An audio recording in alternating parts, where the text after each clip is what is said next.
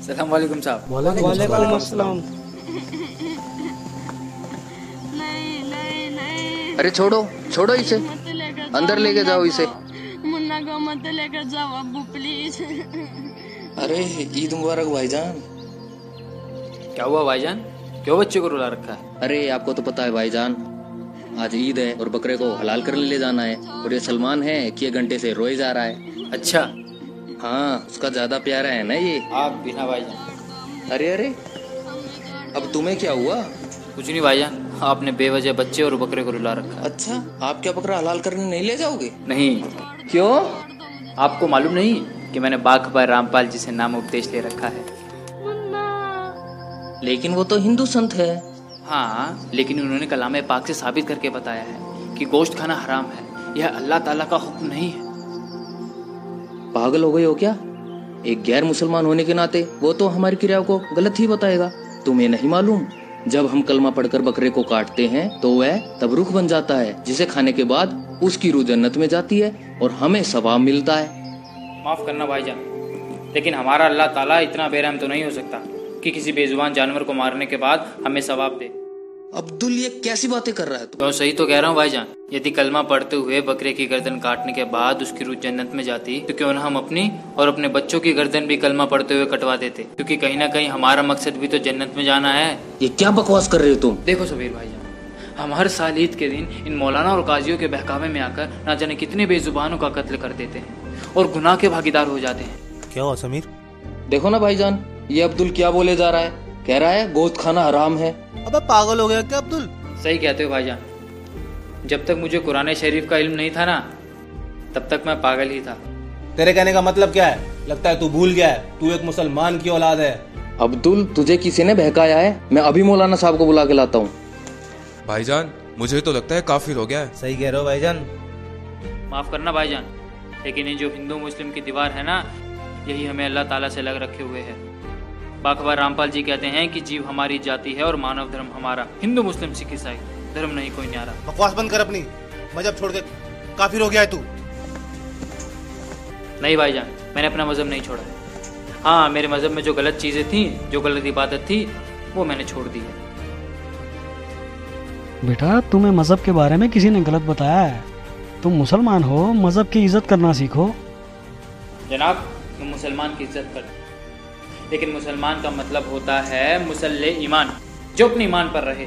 और आज का मुसलमान गोश्त खाता है, तंबाकू खाता है, झूठ बोलता है और तो और मजहब के नाम पर बेजुबानों का खून तक बहा देता है। फिर बात करते हैं मजहब की। क्या यही आज का मुसलमान है? बस बहुत होगी तेरी बकवास। रुक, तू अभी रुक रुक। तो इसको छोड़ूंगा ही नहीं।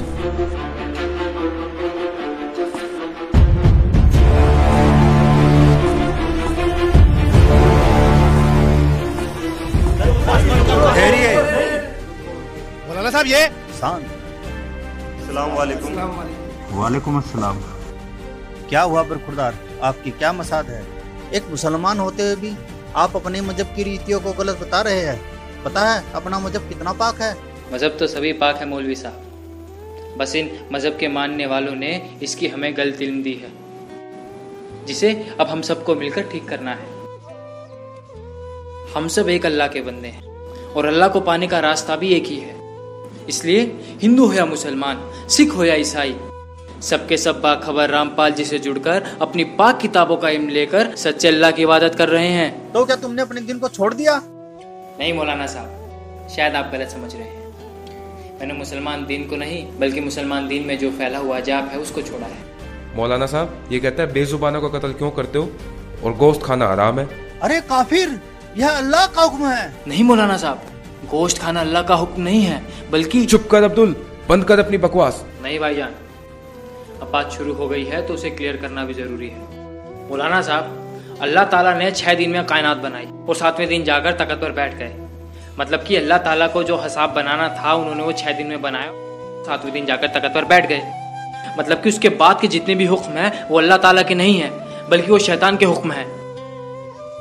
और दूसरी तरफ हम मोहम्मद साहिब जी और उनकी उस टाइम की 1,80,000 अंबियाओं को देख सकते हैं। ना तो उन्होंने कभी मांस छुआ है और ना ही उन्होंने किसी को कहा है तुम मांस खाओ। लेकिन कुरान में कुर्बानी का जिक्र है। वही तो मैं बताना चाह रहा हूँ मौलाना साहब, वो जो बात के हुक्म है वो अल्लाह ताला के नहीं है बल्कि शैतान के हैं। क्योंकि कुरान से पहले 3 आसमानी किताबें और उतरी थी, जंबूर, तौरात और इंजिल। उनमें कहीं भी गोश्त खाने का जिक्र नहीं है। आप बेशक मुझे मार देना, लेकिन मेरी बात पर गौर फरमाना। जैसे हमें हमारे मजहब के ठेकेदार आज तक बताते आए हैं कि अल्लाह बेचून है, निराकार है, लेकिन हमारे कलाम पाक में लिखा है कि उस अल्लाह ताला ने 6 दिन में पूरी कायनात बनाई और 7वें दिन जाकर तख्त पर जा विराजे। इसका मतलब क्या है? इसका मतलब साफ ये है कि अल्लाह ताला का आकार है, वो किसी आकार में है, जब तो जाके तख्त पे विराजेंगे। विचार करो मौलवी साहब, विचार करो। जी, वो अल्लाह ताला कबीर है। सूरत फुरकान 25 आयत नंबर 52 से 59 में देखना आप। जिसकी जानकारी किसी बाखबर से पूछो, और इस समय बाखबर सिर्फ रामपाल जी महाराज हैं, जो अपने कलाम पाक से इबादत बताते हैं और सच्चे अल्लाह की इबादत करवाते हैं। आप सब मेरे पे बेशक गुस्सा हो जाइए, लेकिन आप सबको पता है रामपाल जी महाराज से जुड़ने से पहले मेरी क्या हालत थी और आज मैं कहाँ हूँ। जब तक मेरे सवाब का दौर चला मुझे सुख हुआ, जिससे मुझे लगा मैं जो भी इबादत कर रहा हूँ वो बिल्कुल ठीक है। लेकिन जैसे ही मेरे गुनाहों का दौर शुरू हुआ तो मानो मेरे ऊपर दुखों का पहाड़ टूट पड़ा हो। और उसको खत्म करने के लिए जिसने जो भी बताया मैंने वैसा ही किया। किसी ने कहा तुम जुम्मे की नमाज करो, किसी ने फजर की नमाज करने को कहा, तो किसी ने तहज्जुद की नमाज करने को कहा। फायदा कुछ भी नहीं हुआ। इसके अलावा भी अल्लाह की तलाश मैंने ना जाने कहाँ नहीं की। कभी मोहिद्दीन चिश्ती की दरगाह, तो कभी अलीगढ़ की दरगाह, तो कभी महरौली की दरगाह तक फिरा। 40 दिन के जमात तक निकाले, लेकिन कोई फायदा नहीं हुआ, क्योंकि मजहब के ठेकेदारों ने जो हमें इबादत बताई थी वो सारी गलत थी। लेकिन आज समाज पढ़ा लिखा है, अब उनकी दाल नहीं गलती। अब वो समय आ गया है जब सबके सब बाखबर रामपाल जी महाराज से नाम उपदेश लेंगे और सच्चे अल्लाह की इबादत करेंगे। खुदा हाफिज।